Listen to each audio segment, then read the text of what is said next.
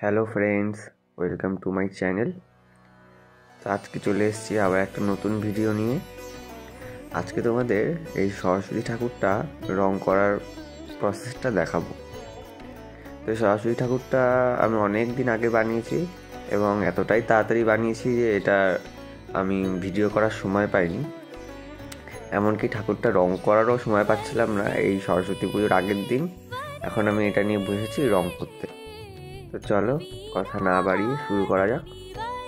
তো তোমরা সম্পূর্ণ ভিডিওটি দেখো আর আমাকে কমেন্ট করে জানাবে তোমাদের ভিডিওটা কেমন লাগলো। আর ভিডিওটা তোমাদের যদি ভালো লেগে থাকে তাহলে অবশ্যই একটা লাইক করে দিও আর সাবস্ক্রাইব করে দিও এই ধরনের নতুন নতুন ভিডিও সবার প্রথমে পাওয়ার জন্য। প্রথমে ঠাকুরটার গায়ে আগে খড়িমাটি করে নিতে হবে। তো খড়িমাটি ওখানে আমি তৈরি করে নিয়েছি। খড়িমাটির সঙ্গে অল্প করে জাবের আঠা এখানে মিশাতে হয় যাতে ঠাকুরটার রঙটা অনেক ভালো আসে। তো এই খড়িমাটি তৈরি করার পদ্ধতিটা আমি তোমাদের পরের কোনো ভিডিওতে দেখাবো। আর তোমাদের যদি এই সম্পর্কিত কোনো কোয়ারিজ থাকে তোমরা আমাকে কমেন্ট সেকশানে জানাতে পারো, আমি সেগুলোর অ্যান্সার দেওয়ার চেষ্টা করব। তো তোমরা হয়তো আগের দুটো ভিডিও দেখে বুঝতেই পারছো যে আমি প্রতিমার সঙ্গে সঙ্গে প্রতিমার সাজও তৈরি করি। যারা যারা ভিডিও দুটো দেখোনি ডেসক্রিপশনের লিঙ্ক দেওয়া রইল, সেখান থেকে তোমরা গিয়ে দেখে আসতে পারো। ওই দুটো সাজ হচ্ছে একদমই নর্মাল একটা সাজ, কিন্তু পরে আমার আরও অর্ডার ছিল সাজের, তো সেগুলো আমি করেছিলাম, কিন্তু সেগুলোর ভিডিওটা আনফর্চুনেটলি আমি করতে পারিনি। আসলে অনেক ব্যস্ত থাকি, কলেজ থাকে আমার, সকালে যাই রাত্রিবেলা আসি, তো তার মধ্যেও সব কিছু সামলে এইসব করতে হয়। সেই জন্য সবসময় ভিডিও করাটা আমার পক্ষে সম্ভব হয় না। আর তবুও তার মধ্যে দিয়েও সময় বের করে চেষ্টা করি ভিডিও করার। তো এই দেখো সরস্বতী ঠাকুরটা খড়িমাটি করার পর শুকিয়ে যাওয়ার পর এরকম লাগছে দেখতে। আমি এখানে 2বার রং করেছি, খড়িমাটি দিয়েছি। তো একদম ধপধপে সাদা যেটাকে বলে আর সেরকম আসবে খড়িমাটি করা, খড়িমাটিটা যদি ঠিকঠাক করে তৈরি করা হয় আর ঠিক করে যদি রং করা হয় তাহলে এরম রং আসবে। আর হচ্ছে শেড করতে হবে। তো সরস্বতী ঠাকুরের ক্ষেত্রে গোলাপি কালারটাই আমি প্রেফার করি, কারণ গোলাপি কালারটা সরস্বতী যেহেতু সাদা হয় তো গোলাপি কালারটা খুব ভালো ফোটে।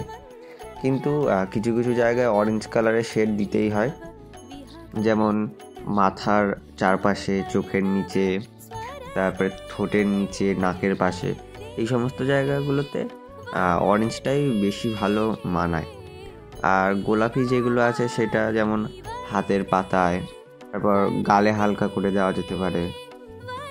তোমরা যদি কেউ এই ধরনের প্রতিমা বা প্রতিমার যে কোনো ধরনের সাজ 1 থেকে 2 ফুটের মধ্যে যদি নিতে চাও তবে আমার সাথে কন্ট্যাক্ট করতে পারো। খুবই রিজনেবল প্রাইসে পেয়ে যাবে। নিচে ডেসক্রিপশানে আমার ইমেল আইডি দেওয়া আছে, সেখান থেকে তোমরা আমার সাথে কন্ট্যাক্ট করে নিতে পারো। যে কোনো ধরনের প্রতিমা আমি করি, এমনকি সাজও তোমরা যে কোনো ধরনের ডিজাইন পেয়ে যাবে। কিন্তু তোমরা কেউ যদি দিতে চাও অর্ডার আমাকে, তাহলে অনেকটা আগে থেকে আমাকে জানিও, কারণ আমি অনেক ব্যস্ত থাকি। তো এই জন্য আমাকে অনেক দিন আগে থেকে জানালে আমি অনেক আগের থেকে আস্তে আস্তে করে তাহলে কাজগুলো শুরু করতে পারবো। আর তোমরা যখন শেডিং দেবে বা শেডিং করবে তখন কয়েকটা জিনিস একটু দেখে রেখো, যে তুলি যেন কোনো রকমভাবেই ভিজে না থাকে, আর প্রত্যেক কালারের শেডের জন্য যেন আলাদা আলাদা তুলি থাকে, তাহলে শেডিংটা ভালো হবে। এবার একটা কাপড় দিয়ে ঠাকুরটাকে একটুখানি ভালো করে একটু ঘষে নিতে হবে। এতে কী হবে, শেডিংটা ভালো করে ব্লেন্ড হবে আর ঠাকুরের যে গায়ের রঙটা সেটা একটু বেশি ফুটবে, বেশ চকচক করবে ঠাকুরের গায়ের রঙটা।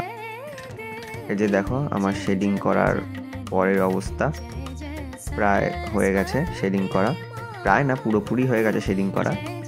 এবার হচ্ছে ঠাকুরের চক্ষুদানের পালা। তো চোখ আঁকার ভিডিও আমি কখনোই করতে পারি না, কারণ চোখ আঁকাটা অনেক একটা সেন্সিটিভ জিনিস, অনেক সূক্ষ্ম কাজ এটা।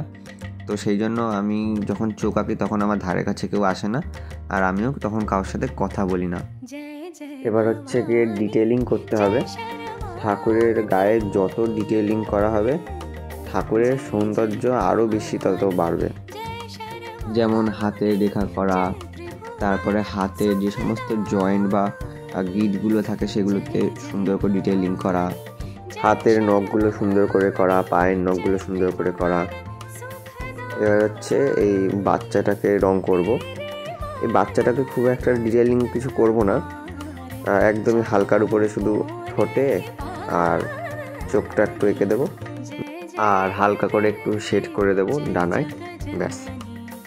তো ঠাকুরের ব্লাউজ আঁকতে কিন্তু একদমই ভুলো না। আমি ঠাকুরের ব্লাউজ আঁকতে ভুলে যাই আমার সব কাজ করার শেষে। তারপরে যখন শাড়ি পরাতে যাই তখন আমার মনে পড়ে যে কিছু একটা কম লাগছে, ঠাকুরের ব্লাউজ পরানো হয়নি। তখন আমি আবার রং তুলি নিয়ে আঁকতে বসি ব্লাউজ। তো আমি এখানে লাল রঙের ব্লাউজ ব্যবহার করছি, কারণ আমি মা সরস্বতীকে লাল বা সাদা শাড়ি পরাবো। তোমরা চাইলে যে কোনো ধরনের ব্লাউজ ব্যবহার করতে পারো রঙটা, কিন্তু সাধারণত আমি যেটা দেখেছি ওরা পিঙ্ক, সবুজ আর আকাশি এই 3টে রঙেরই ব্লাউজ হয় আসলে, আর কি যারা ঠাকুর বানায় তাদের আমি দেখেছি এই 3টে রঙেরই ওরা বেশি ইউজ করে। তো চলো ব্লাউজ এঁকে একবারে শাড়ি পরিয়ে আমরা দেখি সরস্বতী ঠাকুরটাকে কেমন লাগছে দেখতে। তো বন্ধুরা, এটা হচ্ছে গিয়ে আমার সরস্বতী ঠাকুরটার ফাইনাল লুক। তো তোমরা অবশ্যই কমেন্ট করে জানাবে তোমাদের ঠাকুরটি কেমন লাগলো। আর এই যে গয়নাটা, এটাও আমারই বানানো।